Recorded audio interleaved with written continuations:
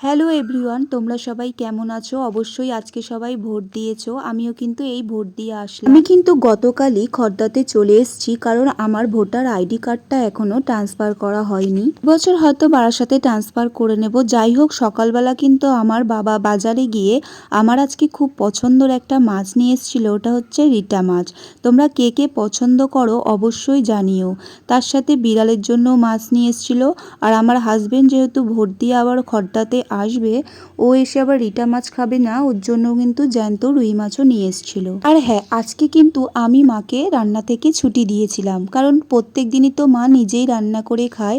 বাবা আর মা দুজনে একাই থাকে বাড়িতে, কারণ আমরা তিন বোন, তিন বোনেরই বিয়ে হয়ে গেছে। আসলে সবারই একটা সংসার হয়ে গেছে, কেউ এসে যে মাকে রান্না করে খাওয়াবে সেই টাইমটুকু হয়তো কেউ এখন আর পায় না। আমিও হয়তো পাই না, তা ভাবলাম আজকে আমি রান্না করি। সকালবেলা বাজার করে দিয়ে যাবার পর বাবা আবার বাজারে গেছে, গিয়ে দেখি আবার চিতল মাছও নিয়ে এসছে। এবার চিতল মাছ তো আমি করতে পারি না, আবার ওটার মুইঠা হবে। তা মা আবার কাজে হাত লাগালো, আবার চিতল মাছের মুইঠা পাশে আবার তৈরি করতে লাগলো।